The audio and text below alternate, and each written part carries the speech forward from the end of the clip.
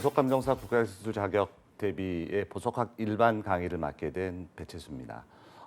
벌써 여러분들 이제 4강의 수업이 시작이 됐고요. 4강의 보석의 형태에 관한 이 전반적인 내용들인 학습 내용들을 한번 간략하게 소개를 해드리고 수업을 시작하도록 하겠습니다. 우리가 그 보석의 형태에는 여러 가지의 모습들이 담겨져 있는데 접합석이라든지 캐보션의 형태, 그리고 또 이 페스티드 컷의 종류들, 또 믹스드 컷, 그리고 카메오나 인탈리오의 개념들, 이러한 내용들이 형태 중에서 굉장히 여러분들이 주의 깊게 봐야 되는 그런 내용 중에 하나가 될 것 같고요. 그래서 우리가 그 접합석에 관련된 이 종류와 구별 방법들, 또 캐보션 형태의 종류와 어떤 보석에서 이런 캐보션 스타일들이 사용이 되고 있는지, 페스티드에서는 어떠한 스타일로 이 연마된 보석들이 나타나는지 등등 각각의 형태에 따른 모든 종류의 특징을 기억을 해둬야 될 것 같고요. 또 거기에다가 뭐 믹스드나 텀블드 같은 경우는 뭐 여러분들 기본적으로 내용의 의미만 잘 이해를 해두시면 내용을 이제 학습하는 데는 크게 어려움이 없을 것 같고요. 마지막으로는 카메오 인탈리오는 이제 조각의 기법입니다. 이 조각의 기법의 종류를 파악해서 어떤 보석, 어떤 이제 스타일일 때 이러한 형태로 우리가 보석을 만들어내는지를 학습하게 되면 오늘 그 4강의 내용이 이제 진행이 될 것 같고요. 첫 번째로 이 보석의 형태에서 지금 화면에 보이고 있는 이 A의 그림은 접합석의 그림을 정면에서 보여주고 있는 겁니다. 사실 우리가 그 접합석의 가장 초기 모델은 가니탑 더블릿이라고 해서 유리의 보석에다가 윗부분에 가닛 용액을 떨어뜨려서 상부의 표면만 가닛이 이제 발라져 있는 거고요. 하부는 그 유리로 만들어진 그런 이제 보석이 되죠. 왜 그렇게 만들었냐면 이 가닛이라고 하는 보석의 굴절률이 굉장히 높아서 보석 표면 위에 발라져 있게 되면 광채가 굉장히 뛰어나게 됩니다. 그래서 그런 광채가 뛰어나게 되면 보석학적으로 휘광성이라고 하는 것이 훨씬 세지게 되니까 보석의 어떤 그 아름다움을 나타내는데 좀 도움을 받을 수 있어서 초창기에는 가니탑 더블릿, 뭐 일명 보석학적 명칭으로는 더블릿이라고 이제 우리가 이중 접합석 이렇게 이제 표현하면 될 것 같고요.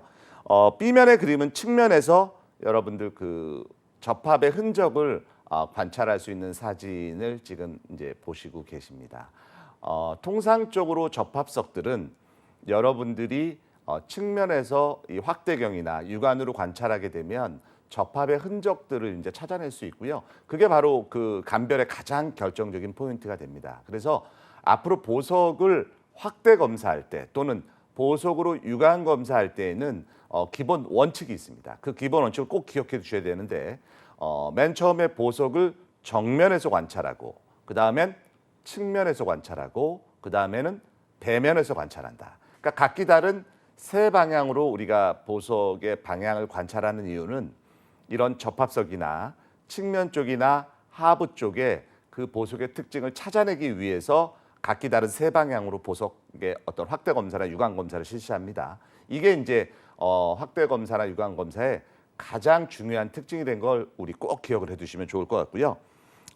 접합석의 종류로는 크게 두 가지로 나눌 수가 있습니다. 두 개의 보석을 접합한 것을 우리가 더블릿, 세 개의 보석이 접합된 것을 트리플릿이라고 얘기를 하고요. 이중 접합석, 삼중 접합석 이렇게 표현하면 여러분들이 측면에서 그 확인 내용들을 보실 수가 있겠고요. 지금 이제 일명 58 접합석입니다. 측면 쪽에 보면 그 이 상부의 부분들, 측면의 부분들까지 보여주고 있는데 상단에 있는 그림은 바로 그 트리플릿 접합석입니다. 이게 왜 트리플릿이죠? 두 개가 붙어 있는 거 아닌가요? 라고 이제 생각하는 분들도 있는데 상부는 유리의 캐보션 형태, 방구의 형태의 캡이 씌워져 있고요. 중간에 그 오팔의 조각들이 들어가 있고 맨 하단부에는 오닉스나 유리의 검은색 그 바닥 면이 있어서 세 개가 붙어 있게 되죠. 이런 것들을 이제 우리가 트리플릿, 삼중 접합석이라고 얘기를 하고 두 번째 하단에 있는 그림은 이중 접합석입니다. 위쪽에 오팔, 하단에 다른 물질들을 붙여서 이렇게 하는 이유는 뭐 명확합니다. 일단 보석의 볼륨을 좀 크게 보이는 그런 역할도 하게 되고요. 또 하나는 보석으로 사용하기 크기가 좀 작은 그런 보석들을 모아서 우리가 한꺼번에 이 보석으로 사용할 수 있는 크기로 접합시켜서 만드는 것들이 바로 접합석의 목적입니다. 왜냐하면 아주 작은 소편 조각으로 되어 있는 것들을 뭉쳐서 우리가 보석으로 만들게 되면 훨씬 큰 크기로 착용할 수 있기 때문에 요 근래에도 접합석은 왕왕 발견이 되고 있고요. 또 거래도 되고 있습니다. 그래서 여러분들이 접합석은 감별하기 어려운 보석이 아니고 아까 말씀드린 대로 보석의 검사 방법의 순서를 정확하게 지키면 사실 검사를 하는 데는 큰 어려움이 없는 그런 보석이 되겠습니다. 자, 그다음은 이제 캐보션 형태의 다양한 보석들을 지금 이제 여러분들 화면에서 보고 계시고요. 우리가 바가지를 엎어놓은 것처럼 반구형으로 이렇게 만들어진 것을 캐보션. 원래 이제 맞춤법 통일안에 의하면 카보숑 이렇게 부르는 게 이제 적합한 표현이 되는데 카보숑이라고 하는 발음으로 하는 경우는 사실 많지 않죠. 그래서 일명 캐보션 컷을 해도 뭐 인정을 해주고 있습니다. 그래서 여러분들이 캐보션의 다양한 형태들, 모양들은 거의 비슷할 거예요. 대신 라운드 쉐입도 있을 거고 오발 쉐입도 있을 거고 또 형태가 좀 그것과 벗어난 다양한 형태로 보여줄 수 있다는 게 캐보션의 특징이 됩니다. 자, 캐보션의 측면부를 보시게 되면 그 측면부의 형상에 따라서 캐보션의 종류를 우리가 나누기도 하는데 가장 첫 번째는 윤곽을 먼저 보는 겁니다. 그 보석을 정면에서 봤을 때 윤곽이 달걀 형태로 보인다 그러면 우리가 오벌 쉐입이라고 얘기를 하거든요. 만약에 동그랗다 그러면 라운드라고 얘기하면 됩니다. 그게 이제 첫 번째 이름이 붙는 거고요. 그 다음에는 측면의 형상을 봐서 A번의 그림처럼 딱 반구형의 형태를 딱 띄고 나타나게 되면 싱글 캐보션. 근데 만약에 라운드 형태를 띄고 있다 그러면 라운드 싱글 캐보션 이렇게 부르는 게 가장 정확한 표현의 방법이 되고요. 통상은 그냥 뭐 싱글 캐보션이야, 뭐 더블 캐보션이야 이렇게 부르기도 합니다만 윤곽을 같이 불러주시면 그 보석의 형상을 정확하게 이해하는 데 여러분들이 좀 도움이 될 수가 있습니다. 이 B번의 그림은 싱글 캐보션의 하단 부분에 도톰하게 더 붙어 있는 형태로 연마를 하게 되면 이건 접합석이 아닙니다. 원래 깎을 때 저렇게 도톰하게 연마를 하게 되고요. 하단 부분까지도 도톰하게 깎여져 있는 것을 우리가 더블 캐보션이라고 얘기를 합니다. 이렇게 더블 캐보션을 하는 이유는 보석이 내구성이 좀 약해서 얇게 깎았을 때는 파손되거나 훼손될 우려가 있는 보석들을 이렇게 더블 캐보션의 형태로 많이 깎게 되고요. 뭐 가장 대표적인 보석으로 말씀드리면 오팔이라고 하는 보석을 더블 캐보션으로 많이 깎습니다. 만약에 오팔을 싱글 캐보션으로 깎은 것과 더블 캐보션으로 깎은 것의 가격을 비교하게 되면 더블 캐보션의 가치를 훨씬 더 높게 쳐줍니다. 왜냐하면 오랫동안 착용하는 데 있어서도 더블 캐보션의 형태가 훨씬 더 안정적이고 훼손될 가능성이 현저히 떨어지기 때문에 더블 캐보션을 이제 선호하게 되죠. 그래서 대부분의 천연 보석에서는 B의 더블 캐보션 형태를 선호하게 되고요. 또 하나 더블 캐보션을 깎는 이유 중에 하나는 중량을 높이게 하려고 하는 그런 목적도 있습니다. 그러니까 우리가 이 보석을 거래하는 데 있어서는 웨이트, 무게 가지고 이제 거래를 하게 되고요. 하단 부분은 보석의 아름다움을 나타내는 데 큰 도움은 되지 않지만 연마사가 의도적으로 하부 쪽에 중량을 더 많이 실어서 보석의 무게가 많이 나가게 하는 그런 이 커팅의 형태라고도 볼 수 있습니다. 그래서 거의 대부분의 보석들이 저런 더블 캐보션의 형태를 띠고 나타나는 경우가 많이 있고요. C는 할로우 캐보션, 그러니까 캐보션의 안쪽 부분을 파낸 거죠. 이렇게 파낸 이유는 딱 뭐 여러 가지가 있지만 그 중에서 딱 하나 가장 중요한 점은 보석의 투명도나 색이 너무 짙어서 그 투명도나 색을 좀 엷게 만들려고 하는 목적으로 안에를 파내는 겁니다. 왜냐하면 보석의 두께가 두껍게 되면 빛이 그만큼 투과가 덜 될 거고요. 안에 있는 모습이 전혀 보여지지 않기 때문에 어둡게 보이겠죠. 그래서 그러한 어둡게 보이는 것들을 조금 없애기 위해서 우리가 안쪽 부분을 파내게 되고요. 저렇게 파낸 형태를 할로우 캐버션. 그래서 주로 비치라고 하는 보석이나 옥이라고 하는 보석을 저렇게 할로우 캐버션을 많이 깎습니다. 대신 저렇게 깎게 되면 여러분 생각할 때 아까 제가 말씀드린 대로 더블 캐버션은 보석의 내구성을 향상시키는 데 도움이 되는데 할로우 캐버션은 좀 약한 거 아닙니까? 맞습니다. 그래서 할로우 캐버션을 하는 보석들은 이왕이면 단단한 보석들을 할로우 캐버션으로 많이 깎죠. 빛이나 옥이라고 하는 보석은 웬만한 충격이나 압력에 견디는 힘이 굉장히 뛰어난 보석이기 때문에 할로우 캐버션으로 깎아도 깨질 위험성이나 또 파손될 위험성이 다른 보석에 비해서는 낮다. 이렇게 이해를 해두시면 되겠고요. 다음에 이제 렌틸 캐버션, 이렇게 눌러놓은 형태로 나온 저런 렌틸 캐버션이나 리버스라고 하는 건 위쪽 부분, 캐버션의 위쪽 부분을 스푼으로 딱 떠놓은 것처럼 깎인 형태를 리버스 캐버션이라고 얘기를 합니다. 그래서 이 5가지는 꼭 기억을 해두셔야 됩니다. 싱글, 더블, 그리고 여러분들이 할로우 캐버션, 렌틸 캐버션, 리버스 캐버션. 우리 필기시험에도 이제 굉장히 많이 언급이 되고 있는 것들이어서 꼭 여러분들이 암기를 해두시면 좋을 것 같고요. 첫 번째로 이 페스티드 컷에서 이 페스티드 컷이라고 하는 것은 말 자체에서 여러분들이 이해를 해두시면 됩니다. 보석의 면을 잘게 광택을 내서 많은 면들을 만드는 그런 컷을 우리가 페스티드 컷이라고 얘기를 하고요. 캐버션 컷은 아까 여러분들 어땠죠? 그냥 반구형의 형태로 어떻게 보면 한 면으로 그대로 이루어진 게 캐버션 컷이 되고요. 페스티드 컷은 여러분들 지금 그림에 보게 되면 형상에 따라서 라운드 브릴리언트 컷, 그리고 오벌 브릴리언트, 페어 브릴리언트, 마키지 브릴리언트, 그리고 하트 브릴리언트, 쿠션 브릴리언트. 그림을 자세히 보시게 되면 각각의 면들이 라운드 브릴리언트 컷 같은 경우는 정면에 33면, 하부에 25면의 소평면들을 만들어서 반짝이는 광택을 좀 더 극대화시키는 그런 목적을 갖고 있습니다. 이렇게 페스티드 컷으로 깎는 보석들은 투명한 보석들을 주로 많이 연마를 하죠. 그리고 바로 전에 봤던 캐버션 컷 같은 경우는 투명도가 떨어지는, 우리가 이제 그 투명도에 대한 부분도 여러분들이 이제 좀 알고 계실 것 같아요. 투명도는 5가지로 우리가 구별한다고 제가 말씀을 드렸었고, 투명, 아투명, 반투명, 아반투명, 불투명. 그래서 영문 약자로도 좀 기억을 해주면 좋겠다라고 이제 말씀을 드렸는데, TP, STP, TL, STL, 오페이크, O까지 해서 5가지고요.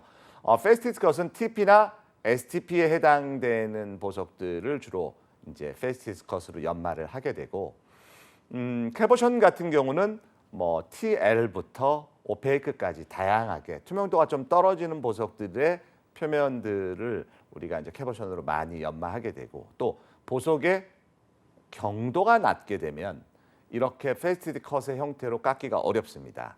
여러분들이 잘 생각해 보시면 이렇게 면을 많이 만들게 되면 시간이 지나면 지날수록 모서리 부분들 있죠. 면과 면이 만나는 그런 능선 부분들이 마모될 가능성이 굉장히 많이 있고, 그런 부분이 마모가 되게 되면 보석에서 굉장히 좀 보기 싫은 그런 외부의 현상으로 보여지거든요. 다이아몬드가 보석의 왕으로 또 보석에서 가치 있다라고 인정받는 요소 중에 하나가 바로 경도입니다. 다이아몬드는 한번 연마가 되고 나면 외부의 어떠한 다른 보석이 다이아몬드 표면의 상처나 능선을 훼손시키지 않아요.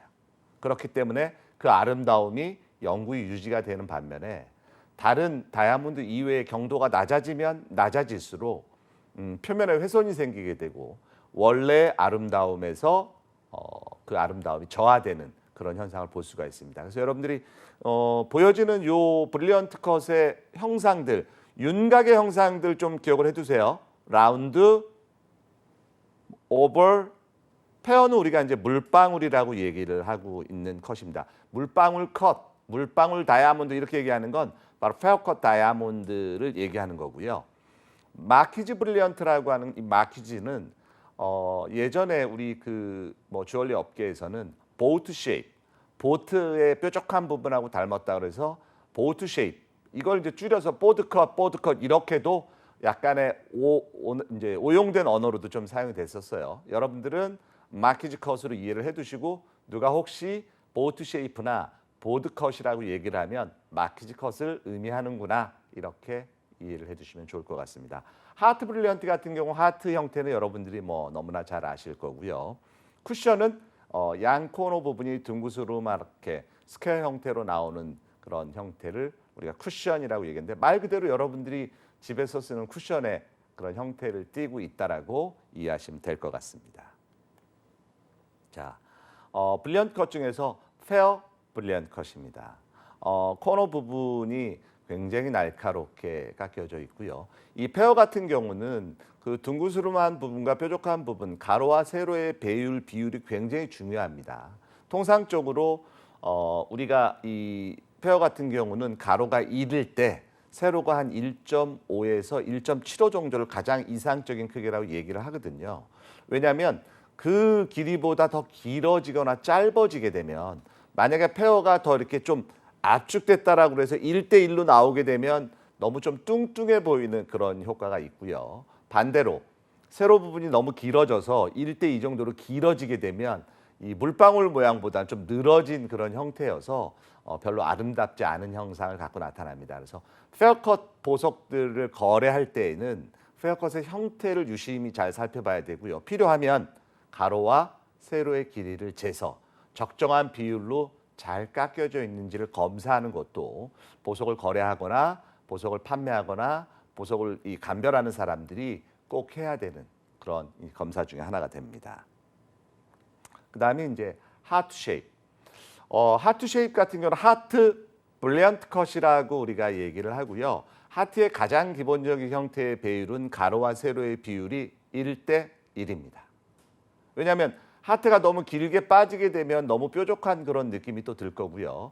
1대1보다 더 뚱뚱해질 수는 없겠죠. 만약에 뚱뚱해진다 그러면 옆쪽으로 너무 늘어난 그런 형태가 돼서 별로 아름답지 않은 그런 형상으로 나타날 거예요. 그래서 여러분들이 하트 쉐입의 보석을, 그러니까 다이아몬드뿐만이 아니라 다른 어떤 유색 보석들을 거래할 때에도 이 하트 컷이 잘 깎였다라고 하는 걸 판단하는 건 가로와 세로의 비율을 여러분들이 보시게 되면 금세 확인이 가능합니다. 1대 1의 비율로 깎는 게 하트에서는 가장 이상적인 크기다라고 얘기를 하고 있습니다.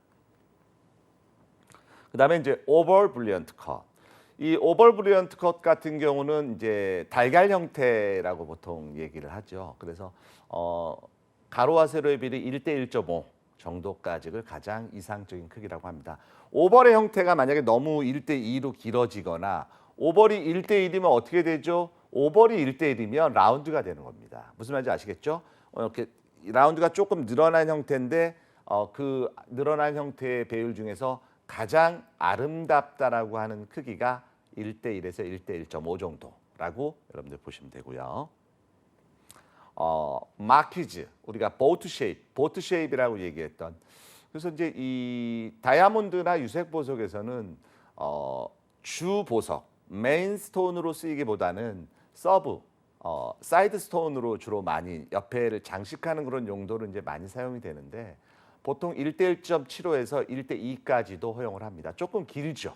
그러니까 마키즈가 너무 뚱뚱하게 되면, 그러니까 1대 1의 비율로 되게 되면 형상이 되게 뭐 만두를 측면에서 본 것처럼 그런 느낌이 들 수도 있어요. 그래서 이상적인 크기는 다른 페어나 다른 오벌보다도 조금 더 깁니다. 그래서 1대 2 정도까지는 마키즈의 형태로 잘 깎았다, 우리가 이렇게 얘기를 합니다. 그래서 마키즈 브릴리언트 컷. 자, 그다음에 이제 페스티드 컷에서 지금까지 봤던 그 오벌이나 페어나 마키즈 같은 경우는 브릴리언트 컷이라고 제가 얘기를 했고요. 지금 보여지는 건 스텝 컷입니다. 이 스텝이라고 하는 건 측면을 보게 되면 계단을 깎아놓은 것처럼 면을 하나하나 만들어서 이제 우리가 스텝 컷이라고 얘기를 하는데 여러분들이 두 가지만 좀 기억을 해두시면 좋을 것 같아요. 첫 번째 그림이 에메랄드 컷. 그러니까 직사각형의 코너 부분을 절삭해서 깎아놓은 형태로 보여지는 게 에메랄드 컷이라고 얘기를 하고요. 이것이 가로와 세로의 비율이 1대 1로 나오게 되면 스퀘어 에메랄드 컷 이렇게 얘기를 합니다. 그래서 에메랄드 컷과 스퀘어 에메랄드 컷은 가로 세로의 비율의 차이라고 보시면 될 것 같고요. 트랩 브릴리언트 같은 경우는 뭐 보석 종류에서 많이 보시긴 좀 어렵습니다. 하지만 얘도 측면을 보게 되면 계단을 만드는 것처럼 깎여져 있어서 스텝 컷의 일종으로 제가 넣어놨는데 일단 여러분들은 두 가지는 꼭 잊어버리시면 안 돼요. 에메랄드 컷, 스퀘어 에메랄드 컷. 그래서 우리가 이 브릴리언트와 이 스텝 컷의 차이는 브릴리언트는 각각의 소평면을 방사 형태처럼 만들어서 이 면을 조밀하게 깎아놓은 형태를 브릴리언트라고 얘기를 하고요. 스텝이라고 하는 건 계단식으로 면들을 층층이 만들어 놓은 걸 스텝 컷이라고 얘기를 합니다. 그래서 에메랄드라고 하는 보석에서는 저렇게 에메랄드 컷과 스퀘어 에메랄드 컷 두 가지가 주로 이제 많이 연마가 되고 있고요. 커팅 형태에 따라서 가격의 차이는 없습니다. 이 얘기는 뭐냐면 선호도의 차이는 있을 수 있어요. 에메랄드 컷이 전 좋습니다. 또는 스퀘어 에메랄드가 좋습니다라고 얘기할 수는 있지만 스퀘어 에메랄드이기 때문에 더 비싸다. 또는 반대로 에메랄드이기 때문에 더 비싸다. 이런 건 아니에요. 그래서 그 두 가지의 차이점은 형상의 차이로만 이해해 주시면 되겠고요. 스텝 컷의 일종이다라고 여러분들이 기억하시면 될 것 같습니다. 자, 스텝 컷에서 보여지는 이 보석은 이제 그 자수정의 보석을 스텝 컷으로 깎은 거고요. 그러니까 에메랄드 컷이라고 해서 에메랄드만 깎는 건 아니에요. 다른 보석들도 이 형태를 띠고 나타나는데 코너 부분을 저렇게 절삭했던 가장 큰 이유가 에메랄드를 애초에 연마할 때는 직사각형으로 깎았었습니다. 연마를 했는데 이 에메랄드라고 하는 보석의 특징 중에 하나가 충격이나 압력에 굉장히 약해요. 그러다 보니까 이러한 보석들을 깎아놓고 우리가 이 주얼리를 만들기 위해서 금속 위에다 올려놓고 이 프롱으로 이렇게 물리게 되겠죠. 코너 부분을 물리게 되면 저렇게 이 절삭이 돼 있을 경우는 그 코너 부분에다 딱 그 금속 발을 물리면 되는데 절삭이 돼 있지 않고 직사각형으로 각이 져 있다라고 하면 굉장히 깨지기가 쉽습니다. 그래서 그런 훼손 현상이 많이 일어나기 때문에 코너 부분을 절삭해서 이 발을 물리게 되고 그게 이제 에메랄드 컷의 시초가 됐고요. 자, 이건 스퀘어 에메랄드 컷, 가로 세로 비율이 요건 이제 그 우리가 스모키 퀄츠라고 얘기하는 연수정입니다. 그레이, 그러니까 약간 연기와 같은 갈색을 나타내는 그런 색상이고요. 시중에서 여러분들이 좀 보실 수 있는 그런 이제 보석이고요. 자, 그다음에 이제 믹스드 컷. 말 그대로 믹스드라고 하는 건 두 개의 커팅 형태를 섞어 놓은 컷을 우리가 믹스드 컷이라고 얘기를 합니다. 상부는 캐보션의 형태를 띠고 있고 하부는 이 면들을 이렇게 뾰족뾰족하게 만들어 놓은 것. 그래서 이런 것들을 일명 버프 탑 컷 이렇게도 이제 부릅니다. 다 혼합 컷이라고 얘기를 해요. 또 여기에 벤트 탑 컷, 또 상부 하부 그림을 지금 보여주고 있습니다만 이러한 형태들은 전부 그러니까 아까 여러분들이 잘 기억해 보시면 되겠죠.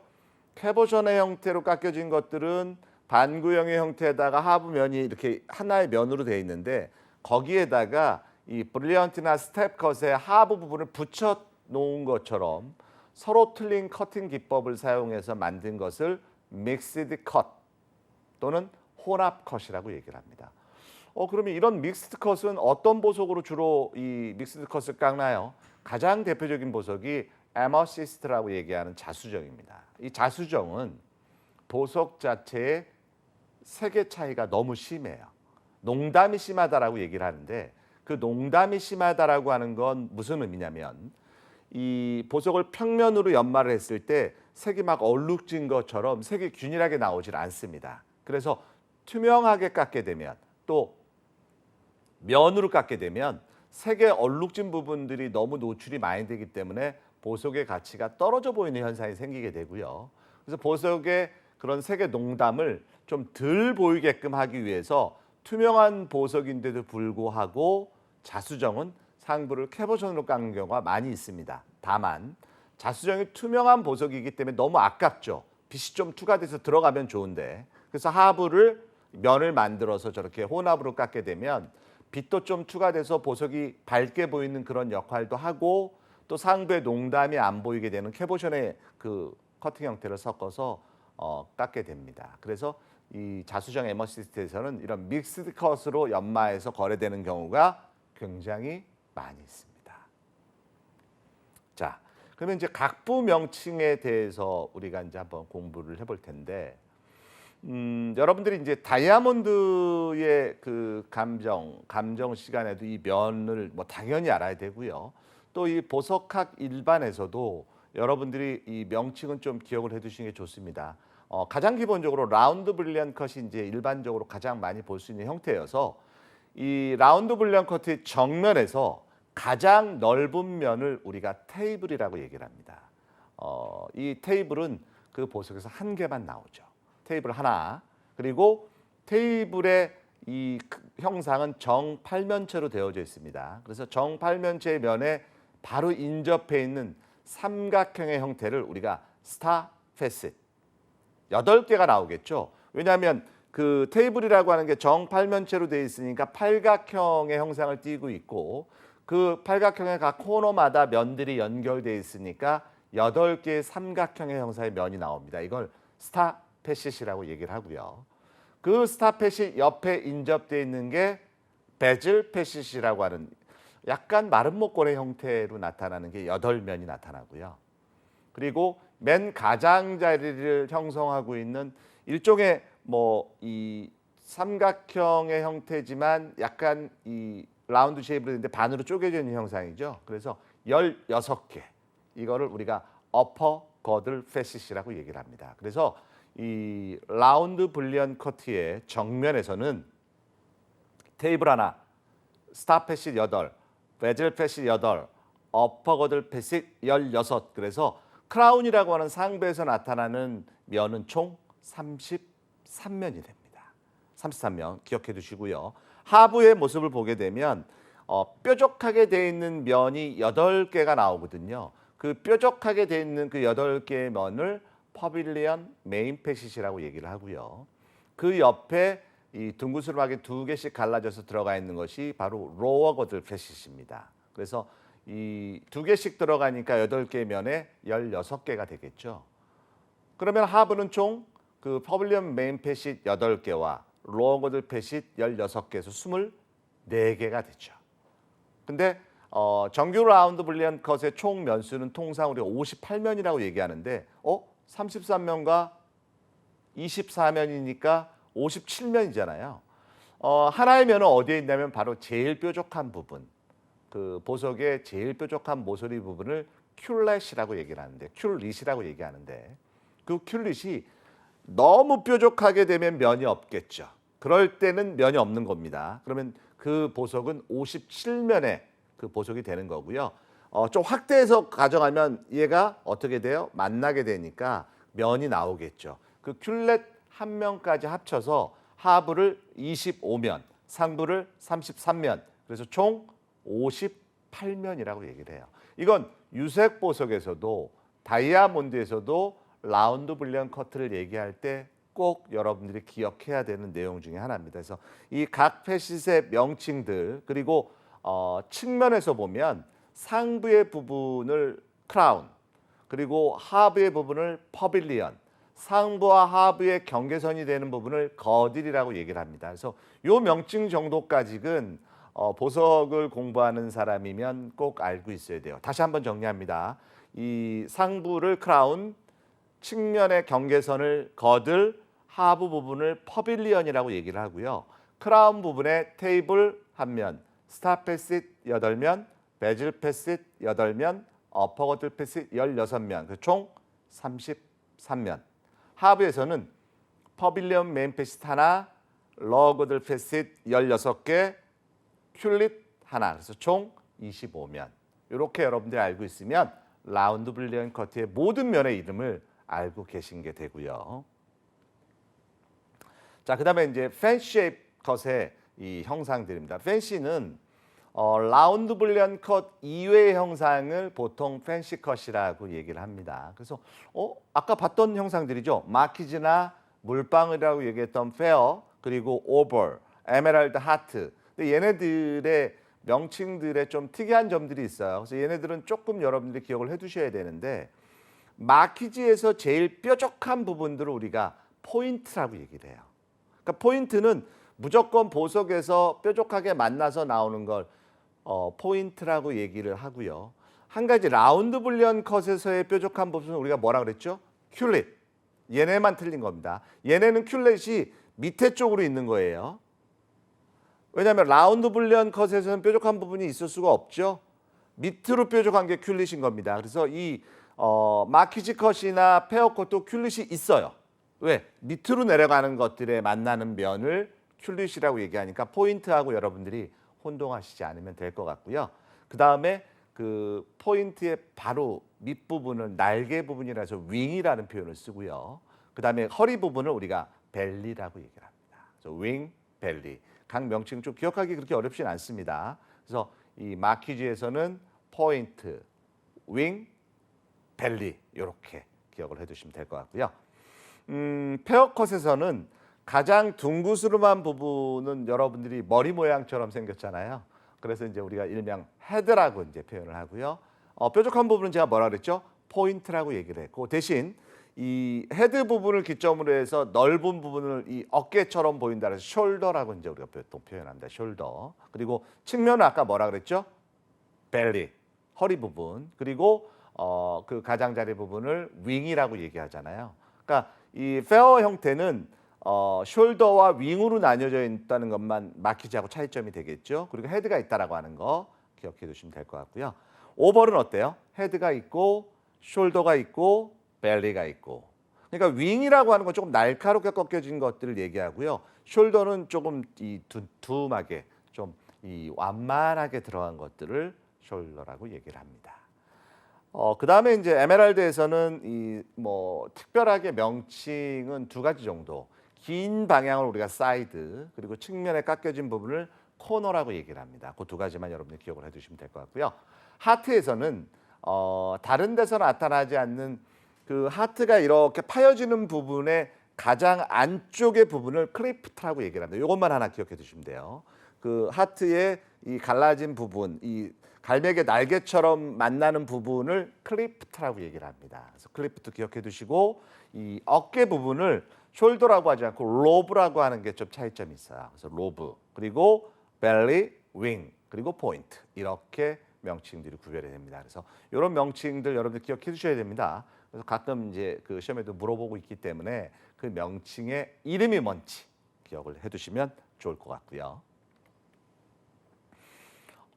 지금 보석들은 형태가 되게 다양하죠. 다양한데 광만 나 있어요.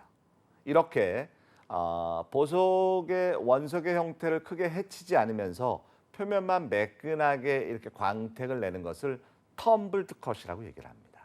그래서 아마 우리가 그 요런 텀블드 컷 하나에다 구멍을 내서 목걸이에 매달로 쓰거나 뭐 팔찌의 참 장식이나 이렇게 좀 나를 표현하는 그 액세서리의 장식으로 이제 많이 사용하거든요. 텀블드 컷은 아주 비싼 보석보다는 이 가치는 좀 떨어진데도 굉장히 좀 특이한 그런 다양한 색깔들을 갖고 나타나는 보석을 크게 해치지 않으면서 광택만 내서 우리가 보석이나 장식용으로 사용할 수 있는 거고요. 또 하나는 면을 정말 많이 만들게 되면 또 비용이 많이 발생하겠죠.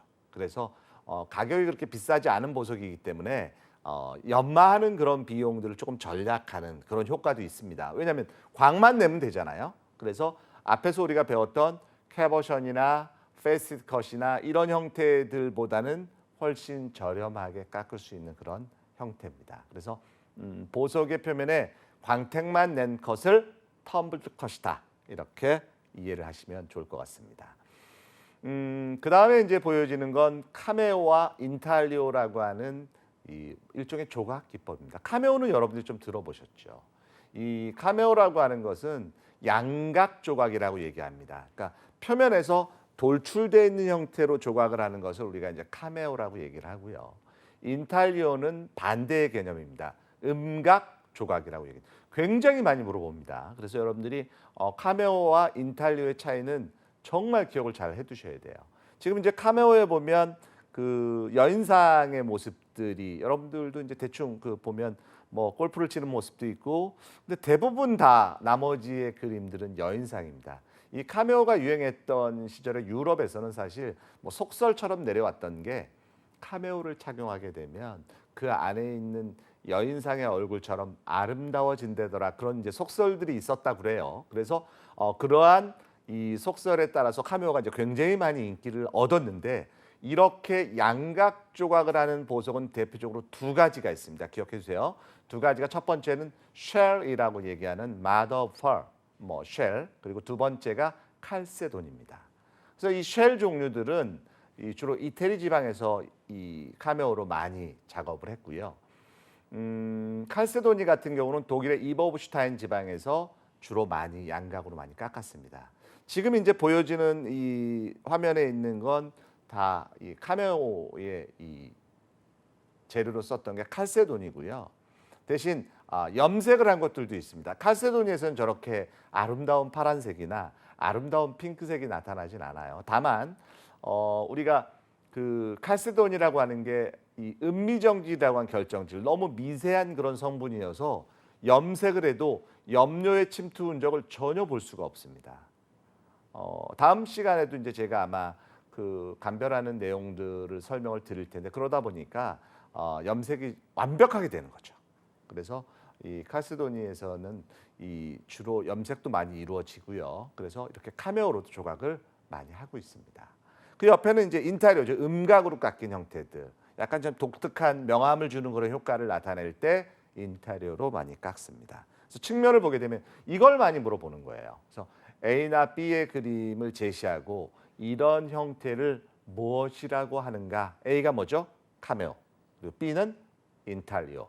그래서 한 번만 여러분들이 눈여겨 봐두면 뭐 감정사, 보석 감정사 시험에 굉장히 자주 물어보는 그런 형태의 모습입니다.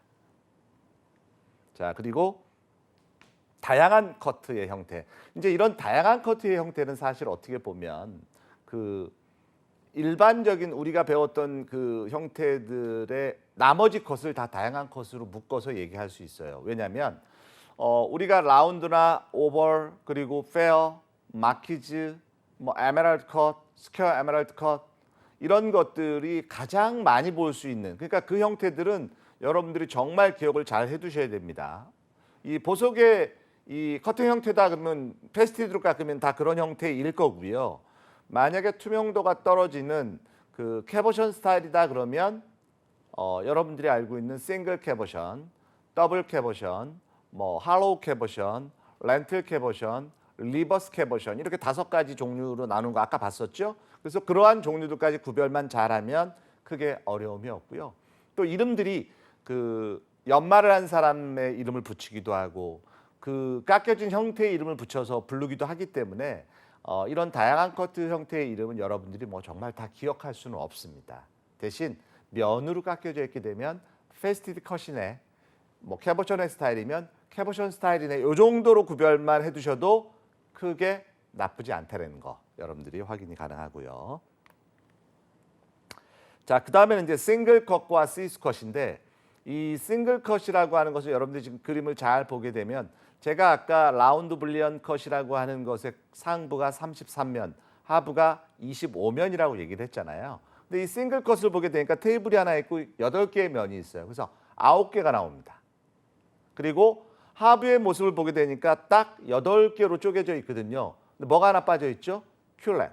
그래서 상부 9면, 하부 9면, 그래서 18면을 싱글 컷이라고 얘기를 하는데 이 싱글 컷을 깎는 건 보석의 크기가 너무 작아서 58면으로 깎을 때에는 너무 공도 많이 들어가고 깎기 어려울 거 아니에요. 그래서 이렇게 면을 줄여서 깎습니다.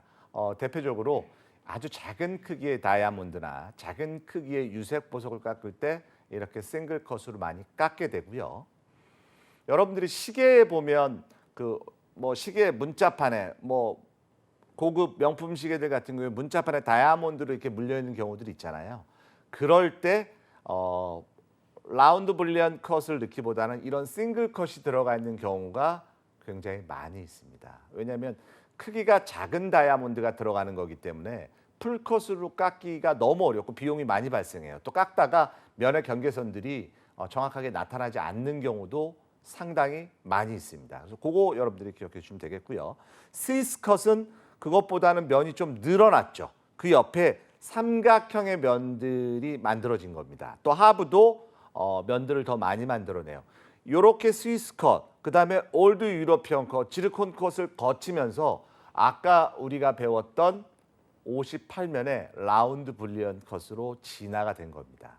이 라운드 불리언 컷은 대략적으로 지금 뭐 깎여진 지 100년도 훨씬 넘는 그런 컷인데 지금도 사랑을 받고 있는 그런 대표적인 그 다이아몬드의 라운드 형태의 컷이 되고요.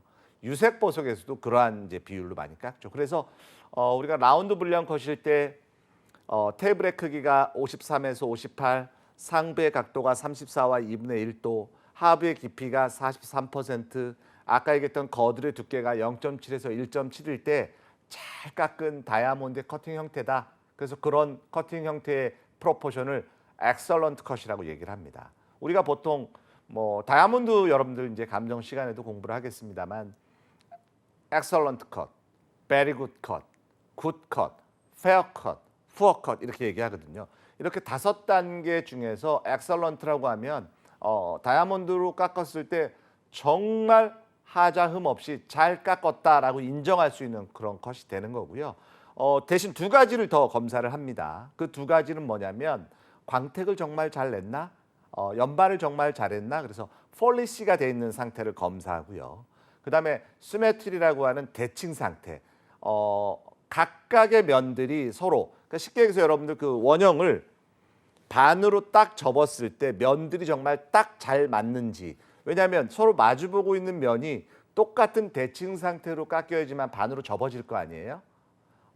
그런 대칭 상태의 검사가 시메트리입니다. 그래서 이 다이아몬드에서는 컷을 얘기할 때 프로포션, 균형 상태, 폴리시 상태, 시메트리 상태 그 세 가지가 다 엑설런트로 나오게 되면 일명 트리플 엑설런트라고 얘기를 해요. 그래서 커팅에서는 트리플 엑설런트다 그러면 뭐 우리가 시비 걸 이유가 전혀 없습니다. 잘 깎여진 다이아몬드다. 베리굿도 물론 나쁘지 않아요. 베리굿도 나쁘지 않고 굿도 나쁘지 않습니다. 하지만 가장 이상적으로 잘 깎은 형태를 얘기하는 게 바로 엑설런트 컷이라고 얘기를 하고 있고요. 자, 이게 이제 잘 깎여진 라운드 블리언 컷의 이 다이아몬드 사진입니다. 여러분들이 그 테이블 면 확인이 가능하고요. 또 우리 스타 패킷, 베즐 패킷, 어퍼거들 패킷까지 각각의 비율들이 다 정해져 있습니다. 그러니까 이 전체의 직경을 100이라고 놓고 봤을 때 정팔각형의 테이블의 크기가 53에서 58%면 정말 잘 깎았다. 요즘은 추세가 한 60% 정도까지도 좀 늘어나는 추세이긴 해요. 그래서 좀 넓어 보이는 그런 효과도 있습니다. 왜냐하면 테이블이 작게 되면 이 보석의 크기가 좀 작아 보이는 그런 효과가 있어서 이왕이면 좀 커 보이는 게 좋잖아요. 다만 보석의 광학적 현상을 훼손하지 않는 상태에서 크기가 큰 것을 얘기합니다. 너무 과도하게 커지면 아름다움을 훼손시킬 수 있잖아요. 그래서 그게 뭐 한 60% 정도까지는 우리가 인정을 해주는 그런 테이블의 크기가 된다고 보시면 될 것 같고요. 자, 그 다음에는 이제 펜시 형태에서 자주 볼 수는 없지만 그래도 가끔씩 보여질 수 있는 커팅 형태들. 요즘 이제 여러분들 그 프린세스 컷이라고 하는 건 다이아몬드에서 굉장히 많이 선호하고 있는 그런 컷 중에 하나입니다. 직사각형의 외관의 그 프레임을 가지고 있고요. 안쪽 부분의 테이블과 측면 쪽을 이제 면을 깎아놓고 하부 쪽은 이 뾰족뾰족하게 면들을 만들어서 굉장히 광택이 좋게끔 깎여진 형태가 프린세스 컷입니다. 근데 이 프린세스 컷은 보통 이제 남자용 뭐 주얼리 또 남자용 뭐 다이아몬드 반지에 또 선호하는 분들도 굉장히 많아요. 왜냐하면 이 둥글지 않고 직각이니까 조금 이 남성성을 나타내는 그런 보석이기도 하고 광채도 여태까지 다른 이 형태에서 보는 것보다 상당히 좀 매력적인 그런 광채를 갖고 나타납니다. 그래서 이렇게 나타나는 형태를 프린세스 컷이라고 얘기를 하고요. 시저스 컷이라고 하는 건 여러분들이 보게 되면 코너 부분을 이렇게 절삭한 거죠. 코너 부분을 절삭한 것들. 레디언트 컷도 절삭했는데 하부의 면의 형상이 틀려요. 그래서 면을 보면 여러분들이 레디언 컷과 시저스 컷을 차이를 알 수 있고요. 우리가 그 올드마인이라고 하는 건 약간 쿠션 스타일입니다. 잘 보시면. 근데 쿠션처럼 아주 둥글지는 않고 약간 이렇게 직선보다는 볼륨의 형태로 각각의 능선들을 만든 걸 우리가 올드마인 컷이라고 얘기를 합니다. 그래서 외관의 형상 여기서 봐두시면 될 것 같고요. 스퀘어는 기억나시죠? 스퀘어 에메랄드 같은 경우도 제가 정방향이라 그랬잖아요. 대신 이 스퀘어 컷은 코너 부분이 절삭이 안 돼 있습니다. 만약에 절삭이 돼 있으면 스퀘어 에메랄드 컷 이렇게 부르면 되잖아요. 그래서 스퀘어 컷과 스퀘어 에메랄드 컷의 차이는 여러분들이 이 스퀘어는 코너 부분이 절삭돼 있지 않다. 또 테이블 컷 같은 경우는 이 표면에 면을 하나 만든 것들을 우리가 일명 테이블 컷이라고 얘기를 합니다. 자, 화면에서 보이는 게 다양한 이제 펜시 형태의 모습들입니다. 정말 아름답죠. 뭐 색깔로 보면 옐로우도 있고 약간 오렌지 쉐입도 있고 무색도 있고 약간 블루도 있고 또 형상도 보니까 페어 컷도 있고 우리가 이 모양을 자세히 보니까 우리 안 배운 것도 있는데요. 네. 우리가 배웠던 펜시 컷 이외의 그런 형태들도 있잖아요. 그냥 다 펜시 컷이라고 얘기해도 되고요. 제가 아까 뭐라고 말씀드렸죠? 페스티드 컷 이렇게 얘기해도 크게 무리는 없습니다. 그러니까 이런 형태들 자세히 보시면 사각형 형태의 매력과 마키지 형태, 오벌 형태 그리고 라운드 형태의 매력이 좀 틀려요. 아무래도 이런 오벌이나 라운드 같은 경우는 여성스러운 그런 느낌을 주는 그런 이제 커팅 형태라고 우리가 보시면 될 것 같고 사각 계열들은 조금 남성적이죠. 그래서 이런 사각 커팅들은 이 서브 스톤으로도 많이 사용을 합니다. 우리가 이제 디자인을 할 때 측면 쪽에 작은 크기의 뭐 이 사각형, 뭐 스퀘어가 됐든지 간에 뭐 이런 이 펜시컷 다이아몬드 또는 펜시컷 유색 보석들을 넣어서 이 메인 보석을 돋보이게 하는 그런 역할도 하고 있습니다. 자, 이것도 이제 펜시 커트의 일종입니다. 굉장히 아름답죠. 이 포인트 부분들이 굉장히 날카롭고 면들을 아주 많이 깎아서 다이아몬드에서 이렇게 이제 많이 깎는 그런 이 펜시 형태들은 왜 이렇게 많이 깎냐면 다른 보석보다 다이아몬드의 특징은 광채가 뛰어난 보석이거든요. 이렇게 광채가 뛰어난 보석들은 면을 많이 깎으면 깎을수록 면을 많이 만들면 만들수록 훨씬 현란한 빛의 반짝임을 볼 수가 있습니다. 우리가 이제 다이아몬드의 광학적 형상에서 가장 넓은 아까 테이블에서 나오는 그런 광원을 내부 전반사된 휘광성, 브릴리언시라고 보통 얘기를 하고요. 보석의 색 시간 때 저희 배웠죠. 커너 부분에 빛이 들어와서 무지갯빛으로 갈라지는 현상을 분산이라고 얘기를 합니다. 이걸 광학적 현상에서는 디스퍼전이라고 얘기를 하고요. 또 다른 말로 파이어. 그리고 이렇게 이제 작은 면들이 있는데 보석이 움직이거나 내가 막 움직이거나 아니면 보석에 비춰주는 조명이 움직이면 반짝반짝 보여지는 그런 효과를 센틸레이션, 동요광이라고 얘기를 합니다.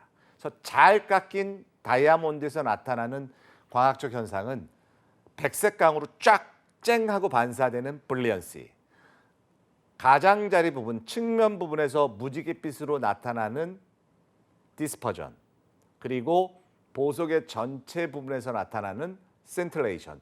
이 세 가지가 아름답게 나타나니까 우리가 보석에서 가장 매력적인 그런 빛의 광차를 나타내는 보석 중에 하나가 다이아몬드다라고 하는 데는 그러한 이 광학적 현상의 비밀이 숨겨져 있습니다. 자, 그러면 이제 한번 예상 문제를 한번 풀어볼까요?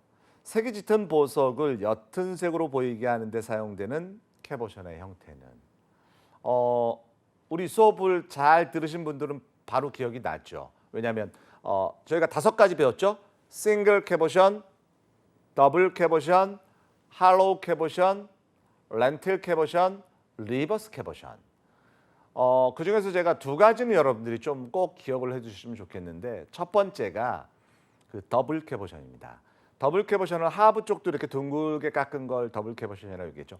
거의 대부분의 천연 보석에서는 이런 더블 캐보션의 형태를 띠고 있다. 그 이유가 보석의 중량을 높이게끔 하는 그런 효과를 얻을 수 있고요. 두 번째는 보석의 내구성이 떨어질 때 두툼하게 깎아서 외부의 충격이나 압력에 견디는 힘이 높게 만드는 거죠. 그게 더블 캐보션의 특징이고요. 할로우 캐보션은 제가 그렇게 얘기했죠. 보석의 색깔이 짙거나 투명도를 좀 좋게 하기 위해서 안쪽 부분을 파낸 것을 우리가 할로우 캐보션이라고 얘기를 합니다. 주로 어떤 보석이라고 얘기했죠? 빛이나 연호 이런 보석들을 많이 하고, 그 밖에 색깔이 좀 짙은 보석들은 할로우로 다 깎을 수 있습니다. 그래서 이 할로우의 개념은 안이 비어져 있는 뭐 이런 개념으로 이해를 하는데, 캐보션에서 안이 비어져 있잖아요, 조금. 그래서 할로우 캐보션 컷이라고 얘기를 하고, 또 여러분들이 그 주얼리 제품 중에서 체인 종류들, 그러니까 여러분들 목걸이나 팔찌의 재료가 된 체인 종류 중에서 전부 다 이 금으로 이루어져서 사슬처럼 이렇게 만들어서 우리가 목걸이나 팔찌를 하잖아요. 근데 두꺼워지게 되면 너무 무거워지거든요. 그래서 요즘에 나오는 그런 체인 중에는 할로우 체인들도 있습니다. 그 할로우 체인은 안이 비어져 있는 체인이에요.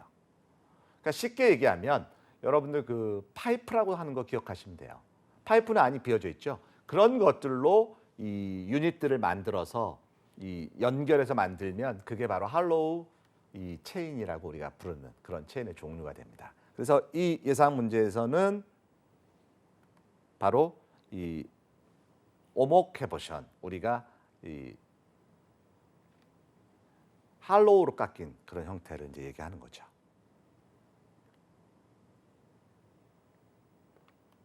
자, 그럼 이제 4강의 내용들을 한번 정리를 하면서 맞춰보도록 하는데, 이 패스티드 컷은 대부분의 패스티드 컷은 크게 불리언 컷과 스텝 컷이 두 가지로 이제 나뉘어서 불려지고 있고요.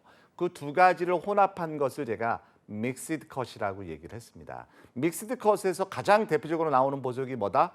에머시스트, 자수정이다. 또 자수정이 아니어도 보석의 그 색이 균일하지 않고 얼룩덜룩한 보석들 같은 경우에 투명하다고 하면 이렇게 혼합 컷으로 깎는 경우가 많이 있습니다. 왜냐하면 보석의 안쪽 부분을 만약에 이 노출이 돼서 농담이 너무 심하게 보이게 되면 별로 아름답지 않잖아요. 그래서 그러한 현상들을 커버하기 위해서 상부를 캐보션, 하부를 패스티드의 형태로 깎는 것을 혼합 컷, 믹스드 컷이라고 이제 얘기를 합니다. 커트, 패스티드 기억해 두시면 될 것 같고요. 우리가 주로 이제 그 값이 저렴한 페리도트나 가니시나 자수정 등은 캘리버 사이즈의 블리언트 커트로 연마되기도 한다 그랬는데, 이제 딱딱딱 정해져 있는 사이즈별로, 그러니까 예를 들어서 항상 사이즈를 부를 때는 가로를 먼저 부릅니다. 4 곱하기 6, 뭐 6 곱하기 8, 뭐 8 곱하기 12 이런 식으로. 그러니까 주로 이제 오벌 형태가 가로가 4, 세로가 6 뭐 이런 거죠. 이런 이제 여기서는 뭐 값이 저렴하다고 했습니다만 보석이 뭐 이 퀄리티, 가치에 따라서 가격이 차이 나는 건 맞는데, 특히 이제 우리가 서브스톤이나 조금 아주 비싼 보석보다 저렴하다라고 하는 보석들은 사이즈별로 쫙 깎아서 진열들을 많이 해요. 그렇게 되면 우리가 제품을 만들 때에도 이 그런 스톤들이 많이 있으니까 그 크기에 맞춰서 또 디자이너들이 디자인을 하는 경우도 많이 있습니다. 그래서 그런 것들이 바로 이제 캘리버 사이즈가 되고요. 다이아몬드 커트라고 부르는 라운드 브릴리언 커트로 연마되는 경우는 조금 이제 크기가 큰 것들, 그리고 가치가 있는 보석들이 많이 사용이 되죠. 대신 이제 우리가 꼭 기억을 해둬야 될 것이 한 가지가 있습니다. 각 보석마다 가장 선호하는 그런 형태들이 있거든요. 그 선호하는 형태라고 하는 건 그렇게 깎였을 때 가격도 당연히 높아요. 그래서 다이아몬드에서는 어떤 커트가 가장 좋은 커트입니까? 또 다른 말로 가장 비싼 커트입니까? 라고 질문한다 그러면 다이아몬드에서는 라운드 브릴리언트 컷입니다.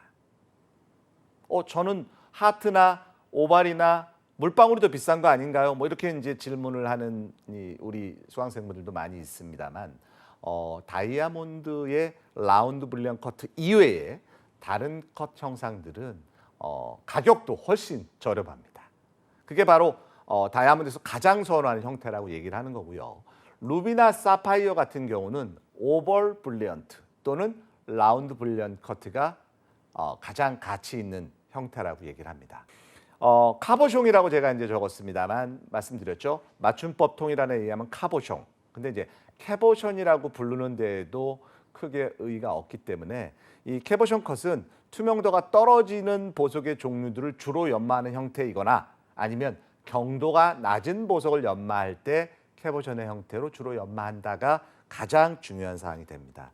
그래서 이 캐보션 컷은 보석의 커팅 기술이 발달하기 전에는 거의 대부분 다 캐보션으로 깎았죠. 왜냐하면 각각의 면들을 만들기가 너무 어려워서 그러한 커팅들을 이제 만들어낸 건 보석의 커팅 기술이 발전하면서 이루어졌던 거고요. 그 전까지는 거의 뭐 10개 중에 9개는 다 캐보션 컷으로 연마한 게 바로 인류의 보석 형태의 역사가 이런 캐보션 스타일에서 출발했다라고 해도 과언이 아니겠습니다. 그다음에 텀블드 같은 경우는 이 가격이 비교적 저렴한 보석들을 광만 낸 이 형상의 면들을 만들지 않고 깎여진 것을 우리가 이제 텀블드라고 얘기하고요. 비드라고 하는 건 여러분들이 그 구멍이 뚫린 구형의 형태를 비드라고 얘기합니다. 그러니까 진주의 목걸이를 우리가 생각해 보시면 알 수 있죠. 줄에다가 진주를 다 꿰잖아요. 그렇게 동그란 라운드 쉐입의 구멍이 뚫려진 형태를 비드 형태다. 이렇게 이해하시면 되겠고요.